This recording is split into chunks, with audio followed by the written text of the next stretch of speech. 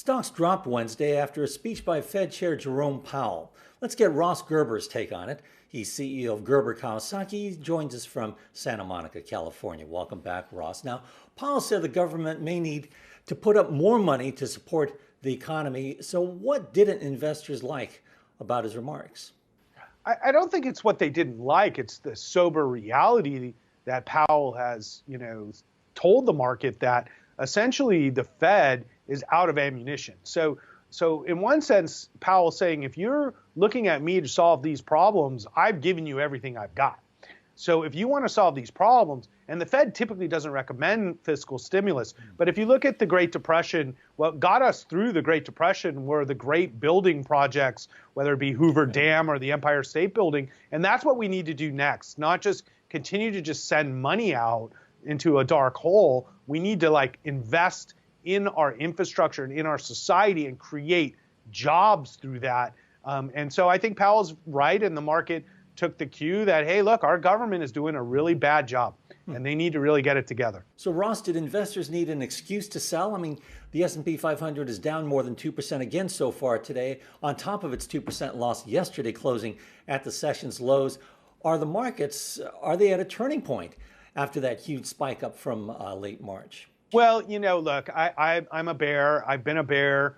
I was really happy with the bull rally within this bear market, and it got us back to where we want to be. And we've immediately taken more chips off the table because we are doing so well with our portfolios right now. So, we have no desire to, land on the beach here in Normandy and get machine gunned down, So, that's where we're at right now.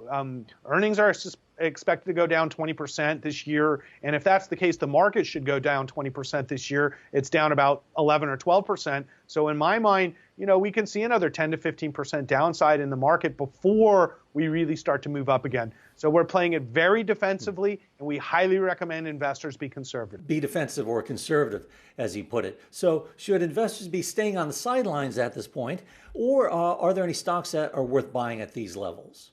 Yeah, no, we are aggressively buying certain stocks. Our allocation is incredibly conservative with a ton of cash looking for the opportunity. But the stock that we're buying the most right now is a company called MGM Resorts in Las Vegas. We see that Vegas has almost no cases there. We expect Vegas to open. And what we think is there's actually a tremendous amount of demand to do domestic travel and to do it safely as we come into the summer. And there's nobody better skilled and able to create space and fun than Las Vegas. So we expect it to be a slow recovery, but I think in a year, when you look back at the opportunity in Las Vegas today, especially in MGM Resorts or MGP, which is the real estate, I think it's a sort of a once a decade opportunity. Ross, can't let you go without a comment about your favorite stock, Tesla. It's in the news yet again today after reaching an agreement with Alameda County to restart its plant in Fremont, California next week. Now, that stock has practically doubled since the March lows. Is it time to take some profit on Tesla, or is this one to keep holding on to for now? No. Tesla's a long-term investment, and it's going to move around. And when it goes down, you have your opportunity to buy it.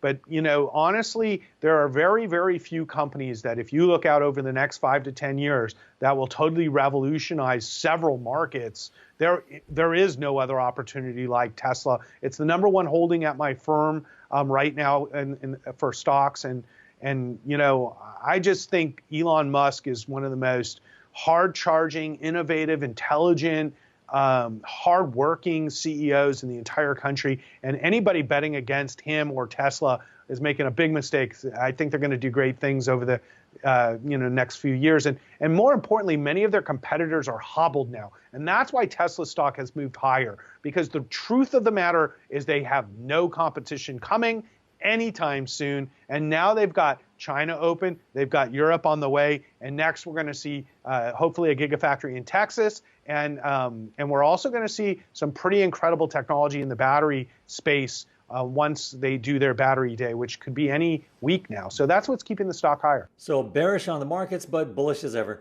on Tesla, right, Ross? Yes. All right. Our thanks to Ross Gerber of Gerber Kawasaki joining us from Santa Monica. I'm Fred Katayama, and this is Reuters.